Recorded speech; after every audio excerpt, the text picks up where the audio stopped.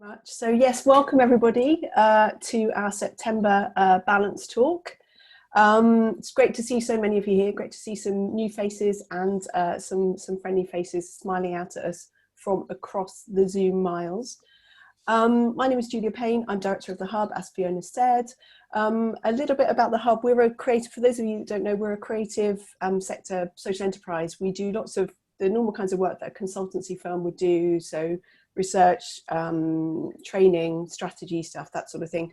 But we take the proceeds from that and plough those into projects of our own that we think are important. And I'll say a little bit about that later on. And this project is one of those projects. And it was part of the response really that we tried to develop really quickly when COVID first hit. So it's not alongside doing these talks and a monthly drop-in.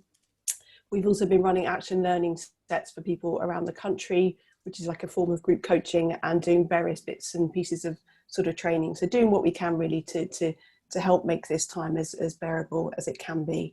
A lot of our work is around independence and innovation, and it feels like we need both of those right now. I just want to introduce Andy, my co-host for today, Andy Gibson. Andy, would you like to just explain a little bit about what being head gardener at Mind Apples is, and tell us a little bit about Mind Apples? Yes, so anyone who's not come across what we do or been to its previous talks, I call myself head gardener, which we had a researcher working with us for a few years, and after about 2 years working, she said, "Oh, you mean like as in of heads? Not just like you're the head gardener, but like you garden." Oh, I get it now. And so, it's not necessarily the best pun in the world, but it's certainly, I guess the point of it is that everything we're trying to do at Mind Apples is about helping people to manage their minds. And I kind of like natural metaphors for that. It's not about trying to force a machine to do its job better. My minds don't work like laptops. They're much more organic. So it's a reminder, I suppose, that we're trying to figure out how to create the conditions for us to grow, to thrive, to be at our best. And so everything we do at Mind Apples is all around trying to help give people ideas, tips, thoughts, space to discuss ways that we can look after our minds and apply our minds effectively to what we're doing. Great, thanks Andy, thank you. So this is the fourth Balance talk that we've done. Balance originally started out at the tail end of last year or the start of this year, as originally it was going to be a training series for artists and creatives that are local to me in Essex. But thanks to Colchester Borough Council and South East Creatives who were going to fund that training programme, we were able to very quickly sort of take it online. So we're really grateful to them for being generous with what is supposed to be very local money and letting us spend it helping people from around the country. We should also say thank you to the Creative Industries Federation. We've been partnering with them, and a lot of you, I'm sure, will have heard about these talks via the Fed. So a big thanks to Abby and the team at the Federation as well. So today's session, work, rest and play, how to stay creative. We were just saying before you all joined that it's 6 months exactly today since lockdown was announced on March the 23rd. And we were saying, isn't it ironic that the time that you need creativity the most is often the time when it's the most hard to sort of summon it. So when Andy and I were thinking about what the focus of this session should be a few weeks ago, we thought, it's beginning to feel like this is all getting a bit old. And, for some people, I think particularly people working in the performing arts and as well as the broader creative sector, there's a sense that maybe things are just a bit different for us than they are for maybe people in other sector whose lives are maybe returning to work to normal a little bit more. So this idea that we need our wits about us more than ever, but some of us still feel a little bit like we're at our wits' end. And how do you kind of reconcile those two things? And for me, creative thinking is key to that. It's kind of what keeps my company going and keeps my spirits up, really, using my ingenuity to sort of solve problems. That's kind of what I do all day, and create sort of useful responses. So we thought it would be really useful to think a little bit about creativity, but also to think about how you have the wherewithal to then take those creative ideas that you're trying to develop forward. It's all very well having an idea, but if you're not able to kind of move that forward and feel motivated to do that and able to do that, then arguably you've only done half the job there is to do. So that's a little bit of a background about what we're going to cover today. Andy, I wanted to kick us off with a question about big C creativity and little c creativity. I was intrigued when I sort of delved into this a little bit. Can you tell us a little bit about what's meant by those two terms? Yeah, it sounds very play school, doesn't it? It's quite It nice, does. sort of big C and then the little c. But it's a way that psychologists distinguish between the different ways, I suppose, that we use the term, but also the ways to study it and what can be studied. Big C creativity is more sort of arts, creative pursuits, writing a symphony or a great novel, and often studies around that are associated with trying to figure out what makes genius work. You know, what is it that made Einstein, Mozart so much, more creative and amazing than other people around them. And so the problem with it is it's hard to study in a kind of controlled environment. It's not the sort of thing where you can say, we'll get people into a lab and they'll write a Booker Prize winning novel and we'll measure what happened in their brain while they did it. It's much harder to pin it down and more subjective in what constitutes the success. So most of what psychologists study is little c creativity, which is applied creative thinking, problem solving, lateral thinking. And it's a bit easier to set it up because you can have problems which have a clear answer, but you can test how long it takes people to get it. So it's a bit easier to sort of to assess what helps people to be able to solve problems better. And for that stuff, there is a bit more of a template, a set of techniques, things to practice and try, which is probably the stuff that we need a bit more of at the moment. I mean, we can maybe touch on how the current environment affects people's ability to make art and creative output, but it's the particular pressing need at the moment, I think, is that we've got this big problem, and the effect of it is to make us feel less creative than ever, just at the point where we need our creativity. And to give you a sense of what I think a kind of good example of the mismatch between how we're experiencing things and the potential of what could be happening, and the gulf we need to bridge. I was reading there was a UCL study on about 70,000 people about what they did to manage their mental health during lockdown, and the top suggestion, the most effective thing for people, was creative endeavors, so arts, music, all kinds of variations, reading. The creative arts have been a huge bolster to people's minds and mental health during all of this, and yet that hasn't translated into a corresponding uplift and support for the creative arts sector. So that's the kind of scale of problem, but it's not like it's all completely hopeless. There's potential, but we've got to try and figure out how to join up the good bits into something that actually serves us. So that's what creative thinking and problem solving is trying to help us do. Mm. So you mentioned there, and I said at the beginning as well, about this idea that at the very moment when you need that your creative tank to be really full, you kind of look at it and you go, oh, there's nothing left, I've used it all up, just trying to figure out how I can wake up every morning and feel positive, or whatever it is, or find being at home for 6 months interesting, those sorts of things. So given that it's sometimes a bit of a struggle to summon that creative thinking, and I love a science question, I love a question about the brain. What's going on then when that happens? What's going on in our minds? Because I know you talk a lot about our minds are doing the best that they can for us at all times. So what's going on there? Yeah, generally I try and think of our minds as allies, or at least helpful assistants trying to do their best, but they're not necessarily doing everything perfectly. And the way to think about creativity in the mind, I mean, it's a complicated area, but kind of one of the things that I found most helpful in getting a kind of grip on it is that there's a lot of cliches around creativity as being all about beanbags and blue sky and saying whatever comes into your head, and it's very focused on the unconscious mind and sort of free associations and all of that side of how we think. But when you're coming to try and apply that sort of thinking to a particular problem, or solve things, analyze things, there's a bit of back and forth going on. And so the way to think of it is you've got different ways of approaching problems. You've got a very analytic mode that you can put your attention on things and think them through, break them down into chunks, and try and analyze them very rationally. And then you've got a more associative, unconscious, intuitive side that will spot patterns, recognize things that remind you of something else, connect things together, but not necessarily in a very linear or kind of organized way. And you often don't know why things have popped into your head. It just arrives there.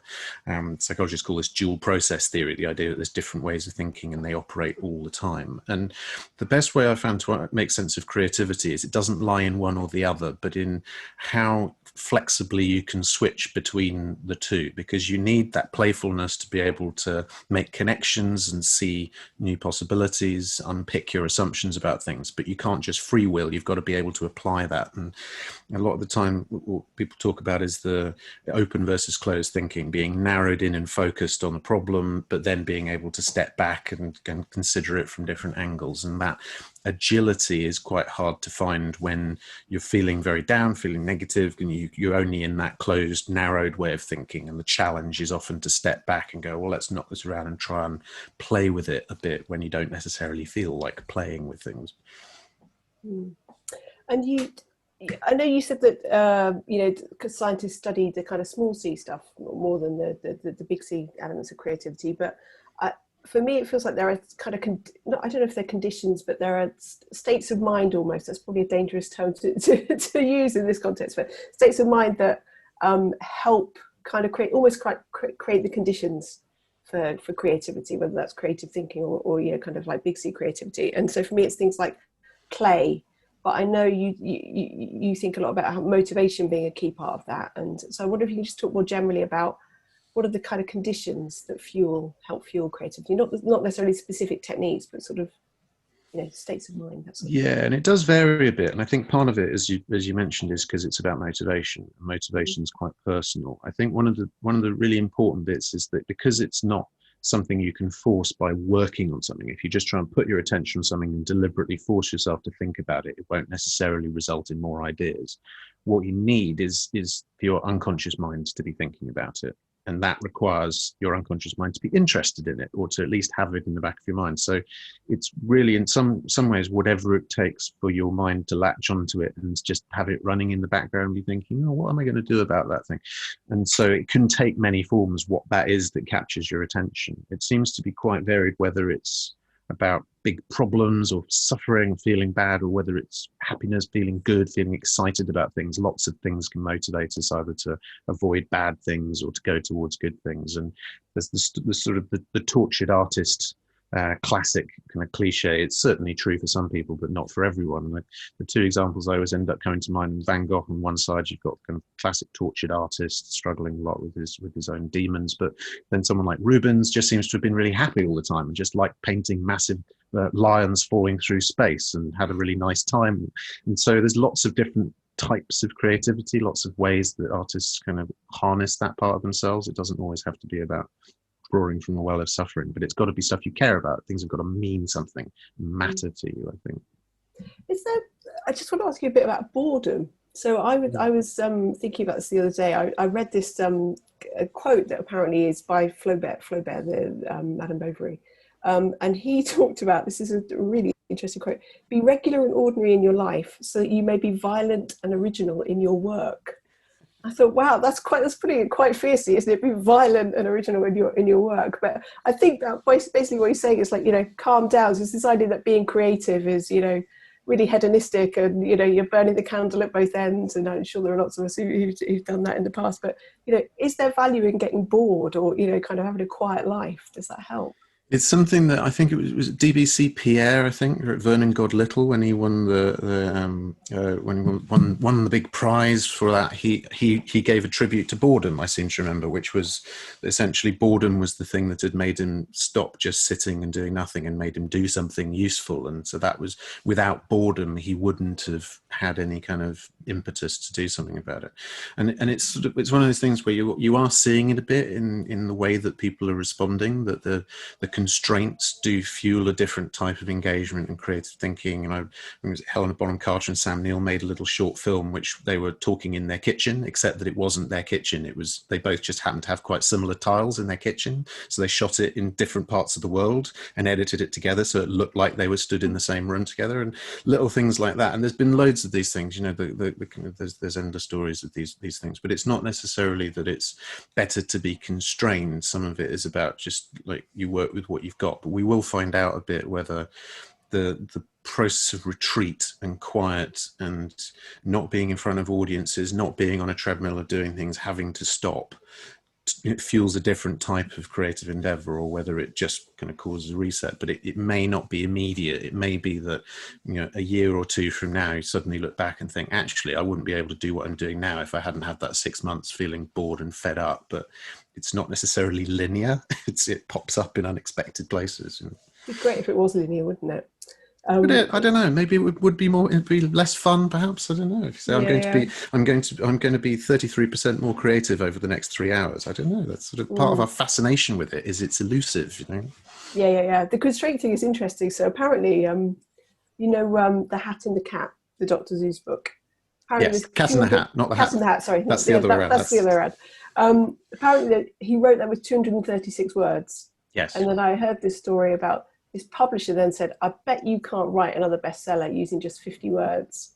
And lo and behold, what he did was he came up with Green Eggs and Ham. So this idea of constraint, I think, is really interesting. A few years ago, there was a music charity that used to have a really big sort of new music prize. And there were no constraints on what you could apply to for this fund, £50,000 to make something amazing happen. And I just had so many conversations with people where they just had so many ideas, and it was really hard for them to kind of work out which one was best, because there weren't the constraints. So I think that constraint things is really interesting, particularly when so many of us are having to, do what we can with what we've got at the moment. Yeah, I mean, Charlie Chaplin said that genius is the ability to edit. And so you come up with all these ideas, but spotting the good ones. I think that part of the risk, though, is that if limitations are somewhat random, then it can just stop really good ideas from happening. So it's not always a positive, but it's sort of the ideal situation is to have lots of options, but enough limit to make you feel like you know what the goal is. So what's the purpose? But if, for example, you have a really good idea of what you would love to do and it would be amazing, but you're prevented from doing it, it's that doesn't necessarily always mean it's a good thing. It can just be frustrating. But I think what you see is a lot of examples where people are trying to, I guess, adapt to the reality that we've got and to make something from it. And one of the big questions we've had over the last 6 months is, what is the new normal? What is, at least for the next 2 years, the constraints that we're working with? Because it keeps feeling like it changes, and a lot of organizations trying to figure out how to go back to physical face-to-face events, and then the guidelines change, and then, so actually to some extent it's finding what are the constraints that we can work with and sticking with them, almost to the point where the way I've sort of approached it is by basically assuming I'm locked down for a year and trying not to do anything that would be potentially prohibitive, because it just makes me so stressed if I'm thinking maybe the guidelines will change. So sort of retreating inwards and going, right, let's work within this tiny box. What can we do with that? But it doesn't mean that there aren't great things that we could do if things were opened up again. Yeah. I mean, there are a couple of I can see in the chat a couple of comments about connecting with others, and I was going to say that we at the Hub we do quite a lot of work where we bring people together through ideas, labs, and hacks, and the idea is that we bring together people from very different starting points to invent and innovate and create new things.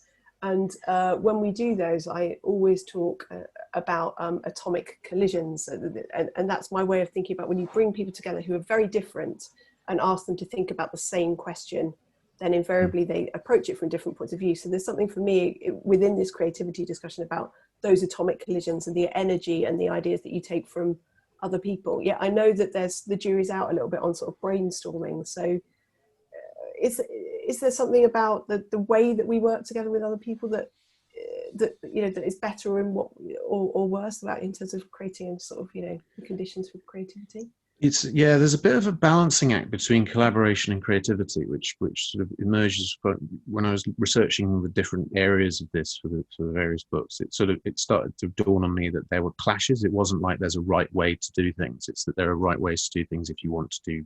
I want certain outputs versus other outputs, and creativity is a good example of that, because one of the things that really helps is having people coming from completely different perspectives and talking about things from very, very different worlds. So interdisciplinary teams is a classic area of study where you talk about bringing people together who've got a background in art, someone with an engineering background, someone with a computing background, someone with a just nursing background, just all kinds of different people talking around problems. And there's a theory of innovation that is by a guy called Ron Burt, which is the gap theory, which is that essentially what you get is a group of people who hang out all the time. They develop their own kind of language and jargon, and they understand the world in the same way, and they collaborate faster and faster, but they all get stuck on the same problems.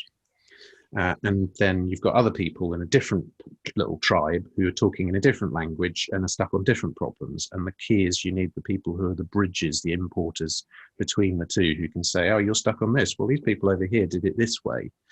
And so it's it can be quite helpful to be in silos, and it means you communicate better and you get more done. But you also need people to come in and go, I'm sorry, I don't know what that word means. What are you talking about?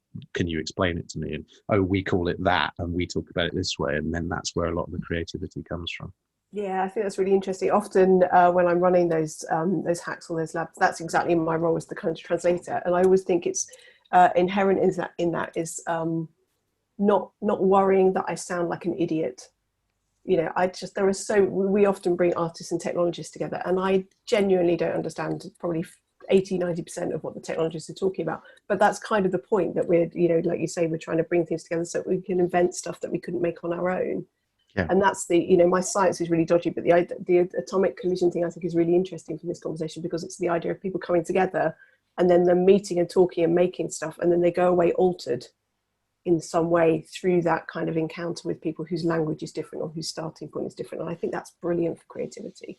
Yeah, and it's a sort of, there's an attitude in mind, I suppose, which is a sort of humble curiosity of not thinking you know the answer, but being interested and thinking, what about this? And getting people together from different backgrounds talking about that in that way can be really helpful. And actually, it can work better online. The brainstorming thing, the problem with brainstorming is fluency, that you end up with somebody with a great point waiting their turn and they don't get to speak for 10 minutes. And so by that point, the conversation's moved on and you lose ideas.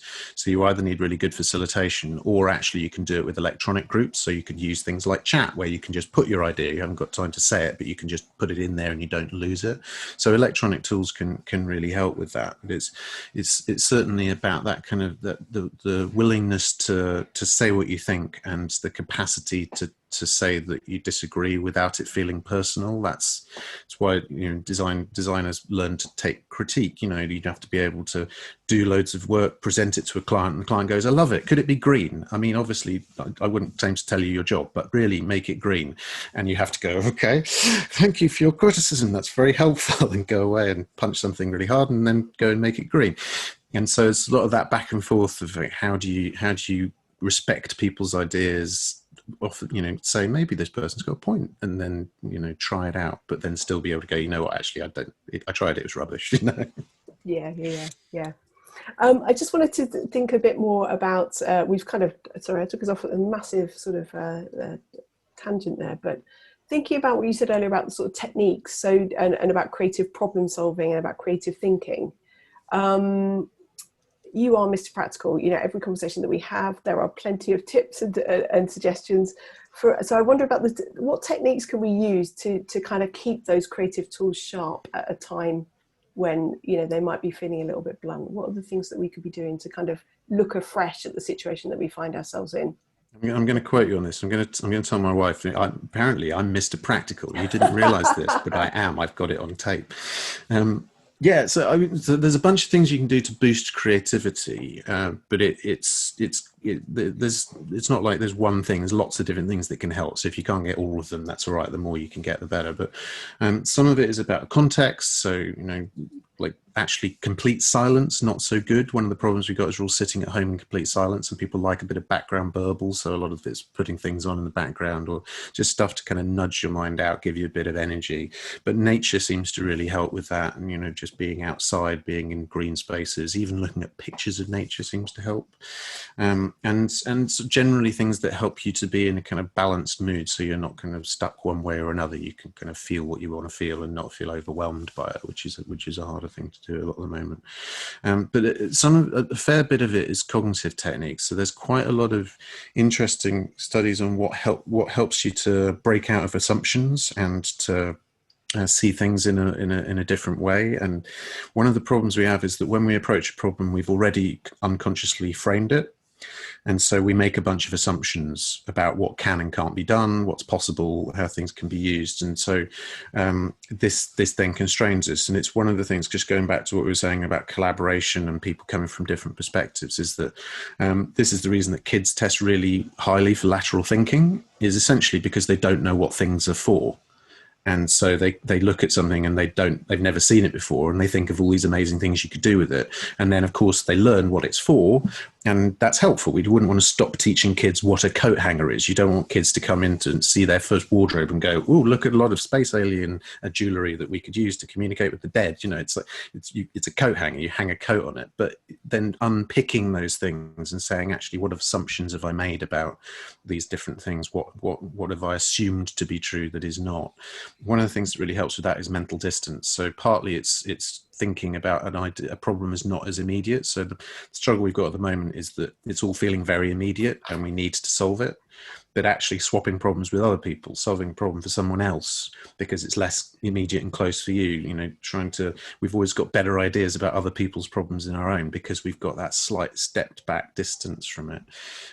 But also just generally playing with silly and impractical ideas. You know, a lot of that, the purpose of it is not purely just to be silly. It's in the course of saying something that you might think is silly, you learn more about why it's silly and what is true and how to explain it. And so it's a way of digging into it, restating problems in different words, reframing them, talking them through with people. All of that stuff helps to go, oh, you know what, I assumed this, but actually, you know, that's not true. And we've made it really complicated for ourselves. If we just stop that assumption, there's loads of things we could do, you know?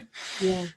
There's that brilliant story, I can't remember who tells it now, but about this school teacher who's in a classroom and the children in a classroom are drawing pictures, and she's going around the tables and she's saying, you know, what is that? And one of the little girls says, oh, I'm drawing a picture of God. And the teacher said, but no one knows what God looks like. And she apparently turned around and said, well, they will in a minute. Which is just brilliant, isn't it? Just that, you know, wouldn't it be great if we could all have that kind of fearlessness and absolute certainty that we had when we were 5 or 6? I love that story. I can see the chat is really busy already.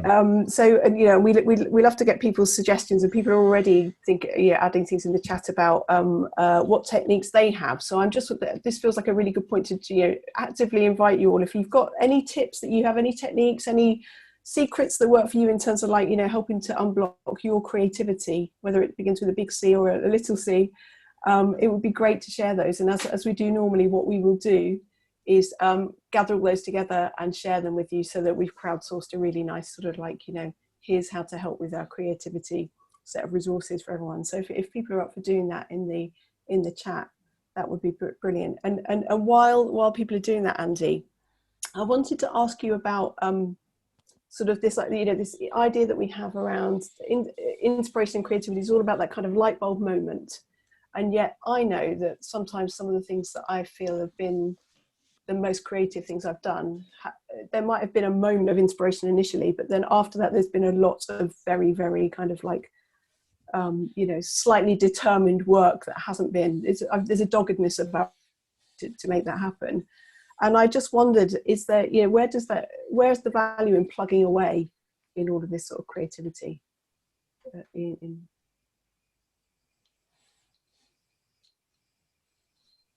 Oh, Andy, I can't hear you. Sorry, is that better? That's better. Apologies. Too many different ways to mute myself in order to avoid me coughing whilst you're talking. Don't worry, it's not a dry cough. I haven't got a fever.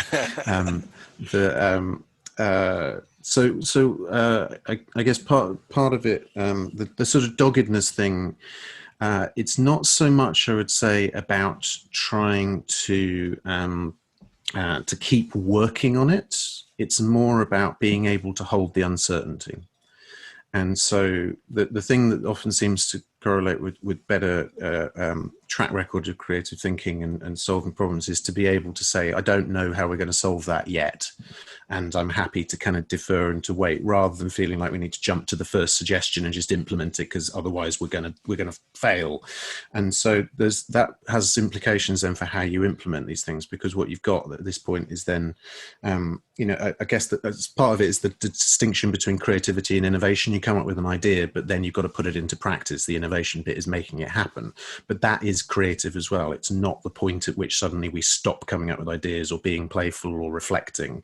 You've got to try and build that into the process of doing things, do stuff, and then reflect and go, was that good? Maybe we should have done something else. Let's think about it. And prototyping, trying things out, is very much part of refining and implementing ideas, but it's all about holding that playfulness, that flexibility all the way through. Yeah, I think that idea of yet, I'm beginning to realise, is a very powerful word.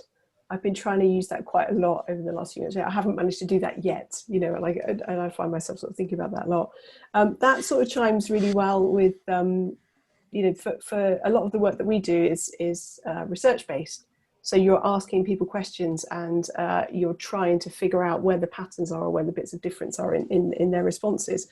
Or you're trying to help somebody solve a problem, and all you get is lots of feedback. And I've had to kind of learn over the years that there's a moment where in a project where I feel like I'm climbing up a hill and it's very, very foggy, and I haven't got a clue what the other side of the hill looks like. And then there is a moment where all of those things come together, they coalesce, and suddenly I have real insight, and that moment happens, and I feel like I'm freewheeling down the last kind of quarter of the project or something like that. But I've had to learn to get used to the idea that I know none of this makes sense at the moment, but it will when I've kind of had time to process it, like you say. And then I think just knowing that that's going to happen at some point is really helpful. Yeah, and I suppose the way to think of it, I found helpful is that I can be working on something without paying conscious attention to it.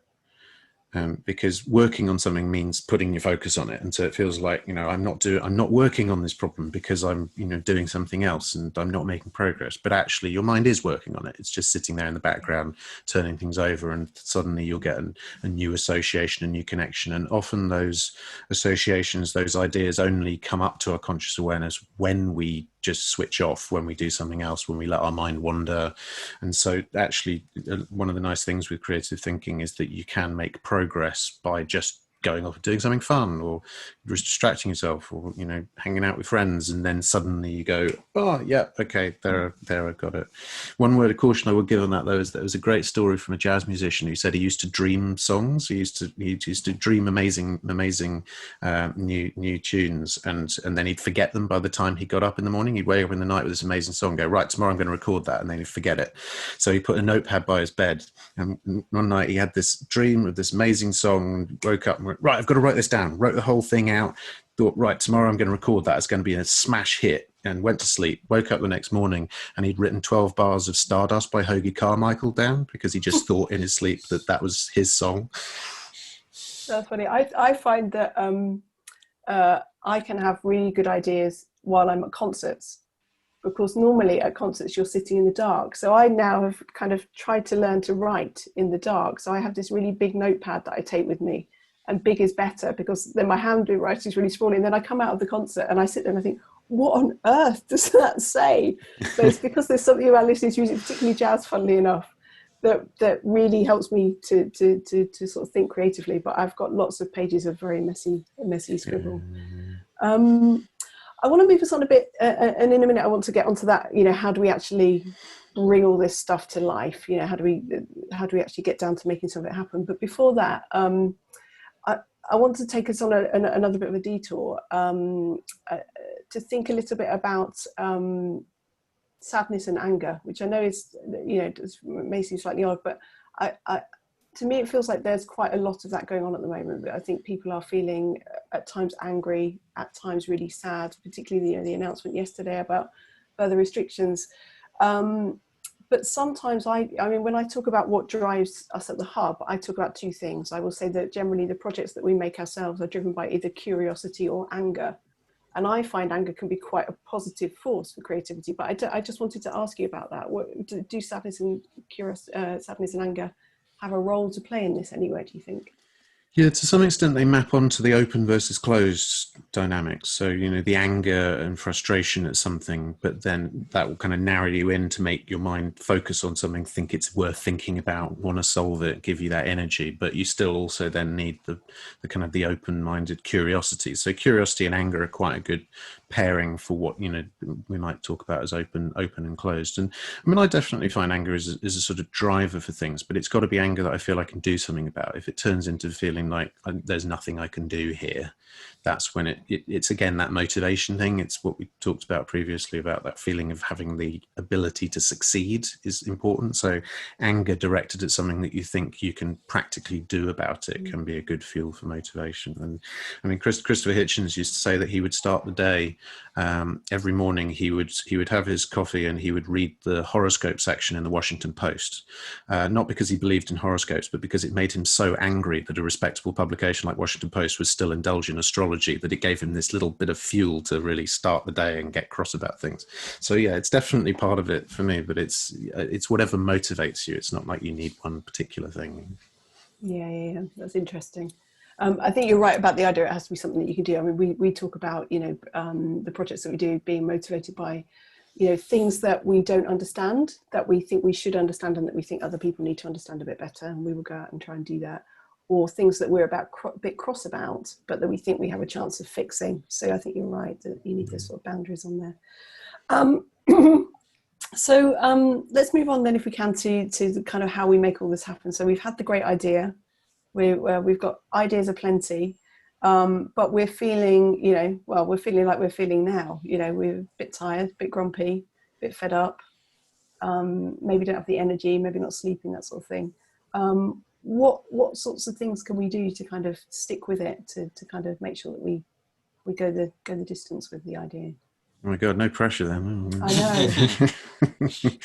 I mean, I was reading about a doctor who works in disaster zones a lot, talking about how there's a common 6-month slump that will happen, because of course we talk about this as unprecedented, but this sort of thing is only unprecedented in countries like ours. It's not unprecedented in other parts of the world to have pandemics or crises or all these sort of different things. So there are lots of maps of how it works, and the general kind of advice from people who are familiar with this stuff is it passes after a few weeks, that you have this sort of wall at 6 months, and then it sort of gets easier. So some of it is about patience and just knowing that the way that you feel is not the way that you'll always feel. And I think one of the things that I've found over the years with Mind Apples, I think people in the creative sector have resonated with it more than others, is I think partly because I think in the creative industries we do have an understanding that our minds can change and that we can feel different from one day to the next, and a few months later we might have a different perspective on things. So it's sort of leaning into that a bit and having faith that actually your mind is working on things, you'll feel differently. If you think how quickly all of this changed, how quickly things can change again, that actually in some ways embracing that in that temporary nature of everything makes things feel a bit less doomed to be always terrible. It's just as if something's really good, it could change. So if something's really bad, it can change. But generally, I think, there's evidence, things like sleep and relaxation, exercise, all these things do help. But it's not by any means the only way to be creative. But the main thing is to be able to get perspective on things. So I think this is where we need to rely on each other. We need to be talking to each other about it. And the joy actually of being able to talk to someone else about their problems and thinking, oh, I know how you could solve that, and feeling that energy come back. Oh yeah, I'm completely stuck on my own stuff. But for you, have you thought about this? And that energy is infectious. So some of it, I think, is about us seeing collectively that these are our problems and we've got to help each other and share that energy around as much as we can. Yeah, that's an interesting idea. We've been doing over lockdown a lot of action learning sets, and we've been running action learning sets, which are essentially sort of coaching groups of people. And one of the things that I love about that is exactly that. You've got this group of people who, for the hour that you're sort of presenting on the issue that you have, are doing everything they can to help you come up with new responses, because again, it's that atomic collision kind of thinking that goes on. And I suppose this is just a question to everybody, really. So we've been running these talks, and we've been doing a follow-up drop-in the week after. But I'm wondering if, and those drop-ins have been so far, people talking about the kind of issues that they're facing, that sort of thing. but I'm just wondering if there's value in us also thinking about maybe if people have got a thing that they would like to explore from a positive point of view, you know, whether we can use this network to kind of create little groups that people can do that with, you know, not stopping short of doing a whole kind of ideas lab thing, but maybe if there's interest amongst the group, it'd be great to get some feedback on this in the chat. If you think there's some value in us doing that, then I'm totally happy to kind of go out to everybody in this community and say, so would like to hold a 2-hour brainstorming session or something on, or an ideas lab on XYZ. I think, you know, one of the great things that's happened over the last few months is this sense of community that's beginning to go from amongst people that are coming to these. So if anybody has something that they would like to do something on, if you've got ideas and you want to pop those in the chat, or if you want to go away and have a think about them and email me afterwards, I'm really happy to kind of put that out to the group, and we could have a think about that. Yeah. I can see some questions coming in as well, so thank you for those. There's lots of great chat, and procrastination is being mentioned. So bread baking for procrastination. I'm loving this stuff, so thank you for that. Pun of the day. Yeah.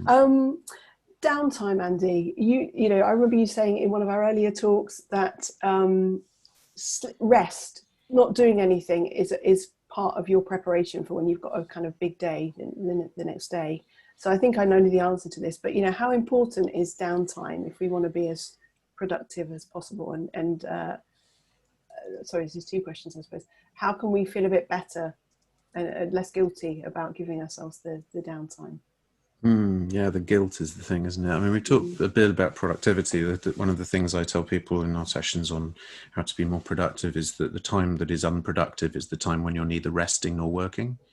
That actually taking time out to rest and recharge is really useful, and so too is this time when you're focused and doing things. It's the bit in the middle where you feel too guilty to take time off, but you're not really getting much done. That's often what saps our productivity. I think part of it with creative stuff, it's helpful that you can kind of say, well, my mind is thinking about it, even though I am doing something else, I'm baking bread or whatever, then my mind's still whirring away, and that frees you up to not have to put your conscious attention on it. And what really helps is just letting your conscious mind stop thinking about things and let it just free will. And that's those little breaks to restore your capacity to pay attention are the most important things, not necessarily just taking weeks out, but just finding moments where you're going to allow yourself to not think about anything useful, because it just helps your mind to reset a bit. It ties a bit into what the question on patience that's in the chat, I think from Amy, that some of it is about allowing yourself the space not to make progress on things, when the kind of the guilt and the need to feel that you're making progress can drive frustration that things are going slowly, and also burnout because you're constantly trying to make progress on it. And sometimes actually trying to step back and see the long line, to see the sense that actually I've got time to take, you know, an hour off and just do nothing for a while, because we might have 6 months of this. You know, it's just trying to see the length of time we've got to deal with it, not as a frustration, but as an invitation to actually take a bit of time to rest as well. That it's a marathon, not a sprint. But yeah, there's a lot of different things. Mindfulness was mentioned as well, but I think a lot of it for me is about that mindset thing, about trying to be curious, trying to see, you know, essentially saying, will I feel different tomorrow? You know, if I get a good night's sleep, I wonder whether I'll feel differently or not, and just treat it as a little experiment and try it out and see whether you do. And if you don't, you go, oh, I guess that didn't help. What if I drink 4 cups of coffee? Will that help? I don't know. Oh, that didn't help either. And just keep trying things, you know. Yeah, and I'm minded of what we said right back, I think probably in the first balance talk back in June, where somebody was saying that they'd been told by the employer not to think that they were working from home, but that they were at home trying to work during a global pandemic. You know, and we all knew that in March and April and May, and we, you know, but maybe we just need to cut ourselves a bit of slack and remember that this has been an extraordinary 6 months, you know, and if we're not feeling the most productive that we've ever done, then that's perfectly normal. Well, yeah, and I'd also say part of this, I've mentioned this before, but it's not about just being blindly optimistic. It's about realism and being able to be optimistic and constructive in the face of what you know to be true, even if it's difficult. And I think one of the things that's probably let us down a bit, you know, nationally actually, as well as individually, is that sort of wishful thinking of any time someone says that things might go back to normal, we latch onto it and think, yes, okay, this is an opportunity here. And actually, a lot of the thing that's helped me is to be just looking at, you know, what's going on in other countries, the sort of things that people are saying privately, and sort of going, you know what, actually, I'm not going to get too attached to this promise of possible things being great. I'm just going to work with what we've got and that actually that gives me a little bit less precarious feeling about everything, that I can just say, well, I'm not, I'm not watching my clients, for example, trying to go back into offices and thinking they're probably not going to be there for more than about 3 weeks. They've done loads of work over the summer to try and fit the offices out, but then there'll be another lockdown, so they'll all go home again, and that's exactly what it's proving to be. Whereas I closed our office in March, so well, we're clearly not going to need that for a year. And that's really helped take a load off, So sometimes it's about just going, right, let's just be realistic about this. What are we going to be able to do and what are we not? Let's not waste time thinking about those things. Let's just think about some things that we can do, that we know are in our control and that we can affect, which may be smaller or different than we thought, but at least it gives us something to focus on. Yeah, and when we talked last week, we were talking about what we did in the pandemic. You were sort of likening it to how people used to talk about what we did in the war. Yes, what did you do in the COVID, mummy? Yes. Yeah, and this idea that you did that during this time because that was all you could do, and that's fine because you were doing what you could with what you had. Yeah, no one will think any less of anybody for doing something different. I mean, if there's lots of people who during wartime will go off and do something completely different and come back, and a lot of it is about trying to feel useful. I think feel like you did something constructive and helpful, even if it's not the thing that you feel is the perfect thing for you to do. To find a way to use your skills in the new reality to be useful in the time that we've got, which isn't always easy, but certainly it feels like the thing that's helping me stay sane, and a lot of people I know, just to feel like, yeah, we're not going to aspire to be doing the thing that we think we would ideally be doing. What we're going to be doing is what we would ideally do in this circumstance, which is a different thing. Yeah, that's really interesting. I wanted to open it up again to everyone and to chat. Those of you who get our emails will have seen that I asked you to do a little bit of prep work for this session, which we've not done before. But one of the things that we're hoping to do across October is to do a sort of a month of creative challenges where we issue one a day, just to everybody on social media, just something, a little nudge that will help people maybe start the day a little bit more creatively than they would have done otherwise. And I asked you to think about a creative challenge that you might like to put out to the group. What we're planning to do is to collate all of these together and then release one or two a day to kind of help people get creative. I guess partly because it's going to get dark early, and we all need something to kind of keep us going. So we have this idea of kind of compendium of creative challenges. So if anybody has got some thoughts and would like to issue a creative challenge to everyone in the chat, that would be brilliant. Then we'll be able to share those with everybody. So if you want to spend a minute or two doing that. I mean, I had some things we discovered the other day, a bit of software called TouchNote that means that you can turn your photos into postcards, which is a really nice thing. So you can go out on a really nice walk, like lots of us have been trying to do, or skate to the seaside if anybody has been able to do that. And you can just turn that photo into a postcard and send that to friends. And there's something quite old school about sending postcards. So I thought that was quite a nice one. And I've done things where I've gone out for a walk and had to photograph 5 things that are yellow, because yellow is my favourite colour. But any creative challenges that you would like to issue to the group that you think, well, that's I've done that in the past, and I think if we issued that as a challenge next Tuesday, that would be useful. It'd be great to get some of those in the chat. I'm also impressed that someone's bought a fire pit. Kathy, that's amazing. Great. I've got fire pit envy now. That's the strange state of things.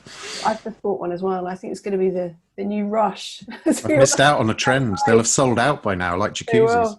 Blankets and fire pits, the way forward. But yeah, creative challenges, that would be great. I love the idea that we as a group could fuel some creativity across the Kathy's saying they're not sold out. You're going to need to put the link in, Kathy, so that Andy knows where to shop.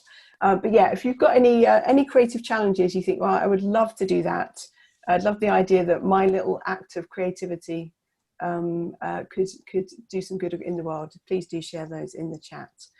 Andy, you mentioned there are some questions. Fee, I wondered if you could turn on your camera and unmute yourself, and we'll try and tackle some questions that have been coming through. Thanks. Yeah, I mean, it's the chat's really, really lively, which is fantastic.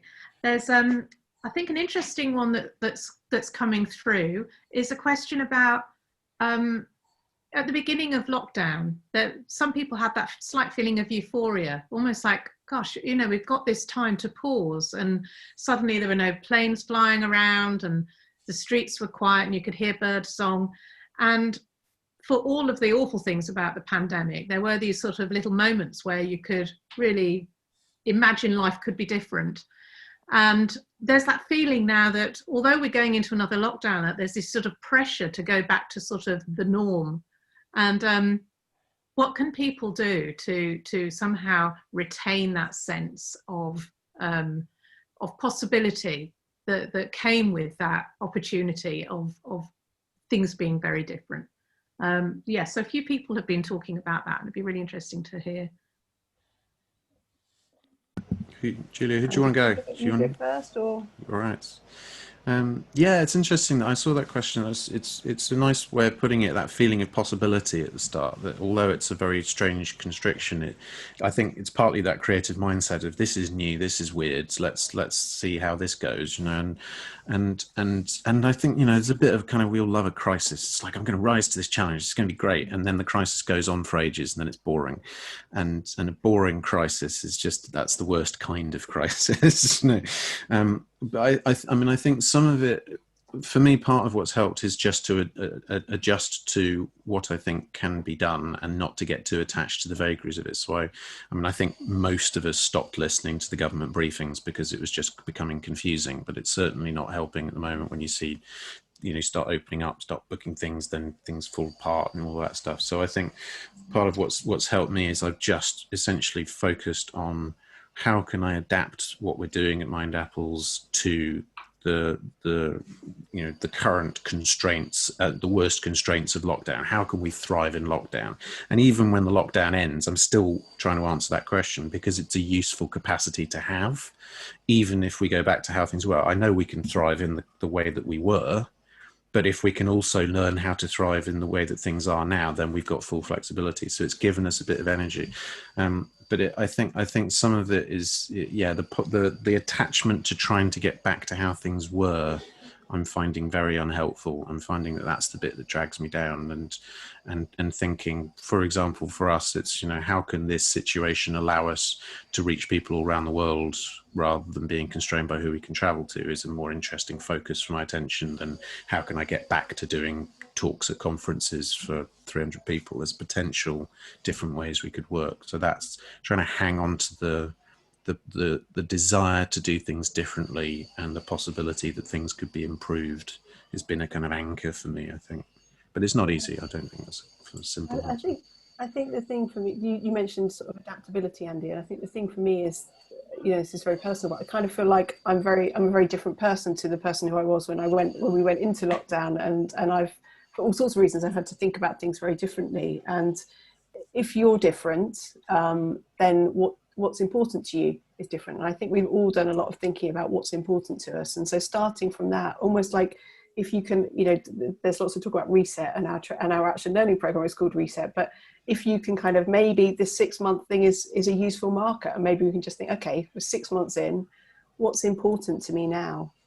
And what am I going to do about that? I'm a big one for kind of like, I love the start of term. I love the whole new pencil case element of it and all that sort of thing. So I think this idea of like maybe using this 6-month marker as some kind of like restart moment might be helpful. That's certainly one of the things that I'm trying to do. It certainly shows us the potential of how we could live differently, which is always helpful for pushing that sense of possibility. Whether we can then turn it into action, I don't know, but it is that feeling of, actually it is possible to live in a city and there isn't lots of smog and pollution. It is possible for us to work in a way that it means we get more time with family. There are these things popping up of like, we could hang on to that. Yeah. Fee, any other questions? I know there are another thing that sort of came up was this idea of doing things differently. So, disrupting your day. Our days have been disrupted by the situation, but how do we kind of unlock creativity by doing things differently? So some people suggested using different art materials than the norm in their practice, for example, or shifting the pattern of activity during their day. And it'd be just interesting to hear, in terms of sort of the theory of creativity, what's going on there when you disrupt your normal pattern of behavior. What's actually happening in terms of the brain there to allow you to kind of have a spark of inspiration, for example? That's a science question, Andy. That's definitely one for you. Yeah, I don't know how scientific this stuff can get a lot of the time. I mean, yeah, the disruption of normal loops and habits is really helpful for getting your mind thinking differently. So a lot of it is breaking your routine. So some of the things that we do in order to be more productive or to collaborate more effectively, you have to throw out the window to be more creative. So trying to distract yourself, trying to go different routes, shake up the way that you think. But a lot of it's about just giving fresh input and avoiding the sort of traps and habits. And I mean, the best analogy I can give is learning an instrument. I always found that there's a point where you start seeing it as a magical thing that makes all these noises and it feels like it's full of possibility, and then you find some things that work and you play those things, and then after a while you can only play those things, and it's really hard to play anything different because your mind just starts falling into this pattern. So if you then suddenly can't use half of the bits that you're using to make those patterns, you suddenly find that you're back where you started and you have to start learning new patterns. So some of it's just about stopping your mind from going into automatic mode and forcing it to go, oh, I can't do that. I've got to think this, and that nudges you in a different way. But it's not to say that it's immediately going to nudge you into more creative thinking just to be constantly distracted and tired by doing basic things. It's sort of, again, that motivation thing. If you're starting to think this is an exciting little nudge that means I have to do something different today, then if it feels interesting, nice, rather than just a kind of pain that distracts you from this exciting thing you were going to do, but now you have to do this other thing instead, Andy, I've just been scooting up and down the questions while you were sort of following that one up. And Amy had that question about patience, which I think you mentioned earlier. How do people nurture patience? She said, it seems like quite a passive state and I'm not good at it, but is there a more active way to embrace it? Yeah, the Stoics are quite good on this. So the ancient Stoics are great at just embracing misery and almost looking forward to it. And so like meditating on all of the terrible things that might happen so that when they don't, you can be like, oh, that's a pleasant surprise. I thought this was going to be terrible.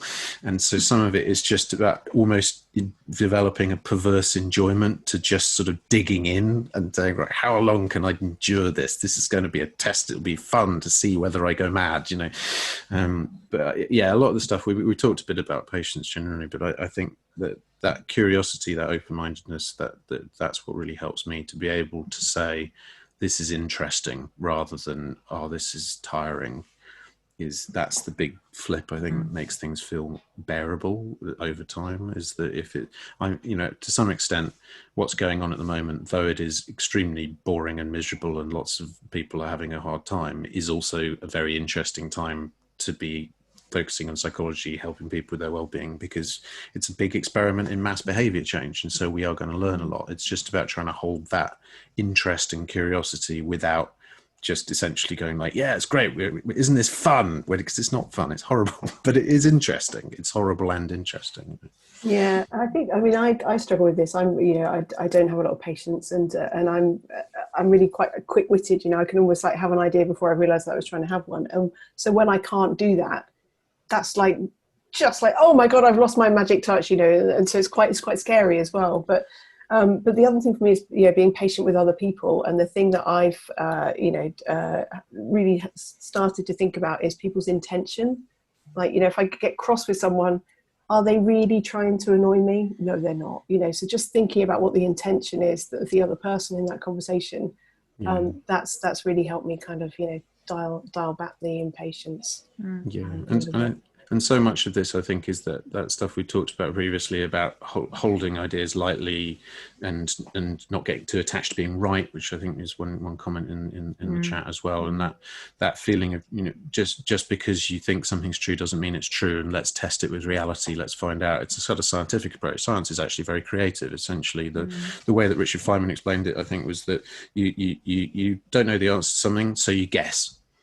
And then you go and do experiments to see whether your guess was anywhere near correct. And if it was, great. If not, you go back and make another guess. But that process of guessing and trying things out, I think, is quite a nice way to approach relationships, pandemics, all kinds of things. Just try stuff out. Oh, that didn't work. That was a disaster. Let's try something else. That was a bad guess. Yeah, we talked about that. Business planning is just business guessing, if we're really honest about it. And Fee, any other questions? I think there was I just think there was one more kind of thing that was coming across in the comments was just about watering plants, nurturing things, maybe being in nature. And just be interesting to think about, that kind of compassion for others. Maybe it just picks a little bit, Julia, what you just said about intention, but what we can do to be outside of ourselves and outside of our own kind of immediate concern. I mean, there's a lot in the chat, isn't there? I think people have been really good at suggesting that. I mean, anybody who's got that question, and you've not been to one of these talks before, we've on the blog, the Hub blog, there is a really brilliant kind of crowdsourced list every session of things that people are doing. Like we've had like tree bathing. Somebody in one session said eat an orange in the shower, which got a lot of discussion going on. Andy, is there anything you want to add to?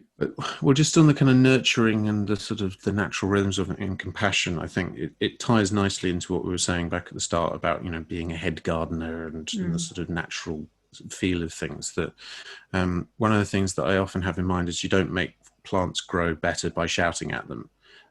What you need is to create conditions in which they have everything they need, and then they grow of their own accord, and you can't force it or speed it up. And I think a lot of the things we're talking about work in that same rhythm, that what we can do is we can create the conditions in which we're able to grow and to come up with ideas. But one of those conditions is to not feel like we're under pressure to immediately come up with ideas and grow. So it's quite hard giving ourselves that space, but that's the thing. And it's compassion for self, compassion for others, to feel like what we're trying to do is create an environment where all of us can show up, put a whole of our minds on things, draw from our different experiences, talk to each other openly, think things through in a way that feels non-judgmental and interesting and curious. And that comes, I think, starts from compassion and from treating ourselves as natural rather than as machines. I think that's the kind of key thing all the way through with creativity. There was I've just seen another question here from Matt about, I like the idea of mental distance, but I don't think I'm very good at it. Any tips on how to get mental distance? I mean, one of the things that I find is quite useful is this whole idea of kind of distancing yourself by role playing. So in some of the training sessions that I do, I'll get people to assume different roles in relation to a problem and kind of come up with different ways to solve it. So almost by, just say, okay, you're in this situation, you're the promoter, or you're the musician, or you're the venue manager, or whatever. I think that's quite good at giving some distance. And certainly one of the things that we do a lot or that can be useful in training is to ask people, like, what advice would you give someone else in this situation? Just imagine putting yourself in somebody else's shoes is really useful. But any other tips on how to achieve a bit of mental distance? Yeah, there's different types of it. So, distance from roles. So you're not in the same role; you're in a different role as one. But talking about it as happening in another country, or in the future, or that it's unlikely to happen. All these different things can help with that. And so, swapping ideas with other people, and that kind of thing can help. But also just sort of imagining it's hypothetical. But there's been some really interesting stuff in research where they just set it in a fictional land, so that instead of saying that you are trapped on the second floor of your office building and you've got to escape, you say a prisoner is trapped in a tower and they must escape before the wizard returns. And people come up with more creative ideas because it feels like a more playful setting. It's less jeopardy. It's more invites that kind of fun. So a lot of this is about playing with the language that you use, reframing problems, restating them. That the traps we get into, a lot of it is to do with the way that we get into habits with language and what we think everything means. And if you just play with it, set it in a different setting, talk about it as 1,000 years in the future, and generally time distance is good as well. So one thing that I've found helpful is just stepping forward. You can almost physically step forward a pace, and each pace is 7 years of your life. And you imagine what you'll be doing, and it gives you that perspective on what I'm facing right now is, well, how will I feel about it in 7 years' time? Gives you a perspective on it. There's lots of these little tricks that make you feel like it's less immediate and that there is more time to think about it. And that stepping forward in time thing, I know there's a sort of coaching technique where you can take yourself, you go on a walk with somebody and you try and walk to the point that you're trying to get to, and then you turn around and you kind of look back at all the steps that you've taken to get there. So maybe that's a similar sort of thing there as well. Yeah. There's some great challenges. Thanks Fee. Great. Thank you for that. I shall exit. Brilliant, thank you. There are some brilliant challenges coming up in the chat, so we'll have a little look at those. Sarah, I just wanted to give you the heads up that we'll come to you in a minute with your illustration, because I know Sarah has been beavering away on her graphic illustration, so just to give you a heads up, we'll come to that in a couple of minutes. But should we just have a quick whiz through, Andy, the chat, and just pull out any of the creative challenges that you've seen? That I'm going to go from the bottom up, so I'm intrigued by the one that says this would make a brilliant pub quiz round. I can't quite see what that. Well, it's learning a different thing each day, these kinds of things, you know, that's the tiny facts. Using a really random selection of ingredients. That sounds like my life, but I love the idea that that's a creative challenge. That just sounds like a daily challenge in our house. Make up a bedtime story for your kids. That's a really lovely one, isn't it? Bettina, start an advent calendar in your street. Bettina, you and I should have a chat. I've been planning to do an advent calendar in my village for the last 3 years, with people doing little things in their windows. So it's like a sort of like art trail. So I feel like we should have a chat about that. There's some lovely ones in here. Have your morning breakfast in the garden or a different room. That's a really nice one. Thanks, that's brilliant. If those come to you, write a 1-page Mills and Boon romance just to make yourself laugh. What a great idea. Lovely. Call a local artist that you might not have worked with before and go for a walk. A friend of mine started a Twitter feed which was just posting sentences from non-existent romantic fiction. So it's just write the sentence that is most funny out of context rather than writing the whole book. Brilliant, brilliant. Yeah, that's lovely. Make a temporary sculpture with objects from around your home. We sometimes do things in sessions that we're running with groups where we get them to build the tallest freestanding structure that they can using just newspaper and sellotape. And I've got the competitiveness that engenders, but that's a real challenge of people like building tripods and all those sort of things. So bundle up all your newspapers and you and the kids build the tallest freestanding structure that you can. That's quite a nice one to do as well. Sarah, are you up for just showing us your illustration? Those of you that are new to us, Sarah Singleton, who is a friend of mine, a local artist, very gallantly offered to create a graphic illustration of each of the talks that we've been doing. So this is looks Sarah. A bit manic, I'm afraid, today. There was so much. It's just very creative. It's wash over you. That's really good. That's great. Thank you. We wanted to do this because I know that some people you're listening, you're putting stuff in the chat, and some people think very visually. So it's been great having Sarah doing these every week. So thank you, Sarah. We'll share that with you all after the session as well, so you can have a little look at that and digest that as well. Just wanted to move us on to what's coming next, if that's okay. So some of you that have been to these before will know that we have a follow-up drop-in session a week after. So this one will be on the 30th of September. So it's next Wednesday, and that is me and another Andy. I've been collecting Andys along the course of this project. So Andy Azell and Andy is a mental health nurse who also runs a record label, which makes him, he covers all the bases for me. Andy and I will be running a drop-in session next week. So if anybody wants to come, it tends to be a much smaller group, so like 10 or 15 of us, just getting together to have a chat, see what's coming up for people, and see if we can kind of come up with creative responses to that. So very freeform, no agenda, and whoever comes are the right people. And I'll send a link round to that to you so that you can sign up for that one. But what I really wanted to talk about was World Mental Health Day, which is on the 10th of October. And in the spirit of what we've been talking a lot about today, about doing what you can with what you have, the Hub team has put together a World Mental Health Day event, a one-dayer, and with what we have, with the skills that we have, and with the people that we have. So Andy and I, as an honorary Hubster, will be doing our next balance talk on the 10th of October. That's actually a Saturday, so rather than the Wednesdays that we've been doing them on, and which we think will probably be on something about managing change, getting comfortable with change. And identity as well, which we talked a bit about identity. Identity, of course, comes from the Greek for same, so the bits that stay the same about you in a world that is changing. Yeah, so our balance talk will be on the 10th of October as part of that World Mental Health Day. And we'll also be doing something, one of the ambitions that Andy and I have is to create a sort of balance toolkit based on some of the things that we've been talking about up till now and some of the things that we plan to talk about in the future. We're going to run a session on World Mental Health Day about what you would like to see in that toolkit and and what format might work for you. So crowdsourcing some ideas for that during that as well. But I wanted to ask Fee to switch on her camera again, and Steve, if he's here, Steve Goatman, so 2 other hubsters who will also be doing things on World Mental Health Day as part of our event. Fee, do you want to just mention a little bit about the 2 workshops that you're going to be doing? Yes. Well, I mentioned that I'm a writer and a laughter yoga leader, so I'm going to be doing workshops on both of these things. So 2 short sort of half-hour sessions on laughter yoga. And if you don't know what that is, it's basically laughing and breathing. You can't really laugh without breathing. So it's basically using the kind of breathing techniques that might come from yoga. And the body doesn't really know the difference between real laughter and the kind of laughter you do out loud because someone's told you a cracking joke. So the idea is we do kind of laughter exercises to help us to just laugh.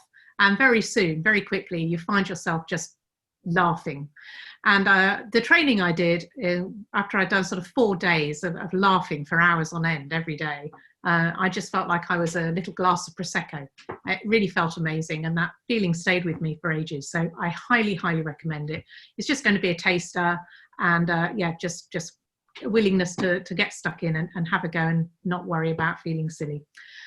And then the other thing I'm going to be doing is a writing for wellbeing workshop. So my writing practice is kind of life writing and memoir, and I'm very interested in the process of kind of writing stuff down, writing your life down, and how that has a therapeutic potential for wellbeing.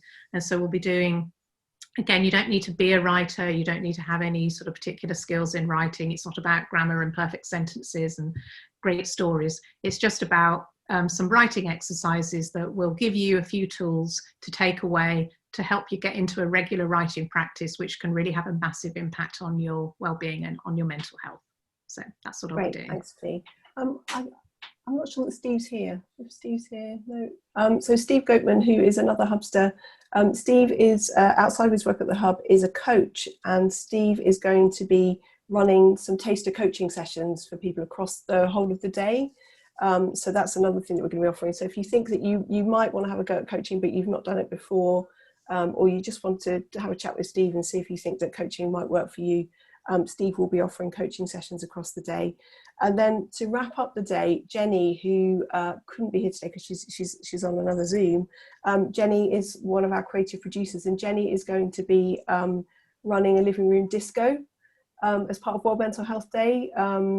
She's part of a disco collective. First time we've said that on a Balance Talk, called Buffet.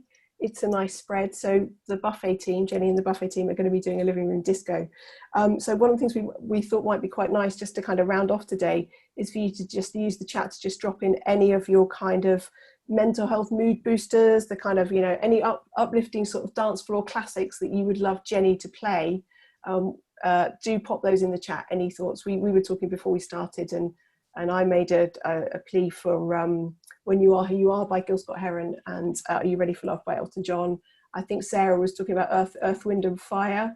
So if you've got any thoughts on anything you might like to see Jenny play during the living room disco that we're going to be doing, do let us know in the chat. We'll ask you again as the follow-up, but and do put that in your diary, 7 till 9, the living room disco on the 10th of October.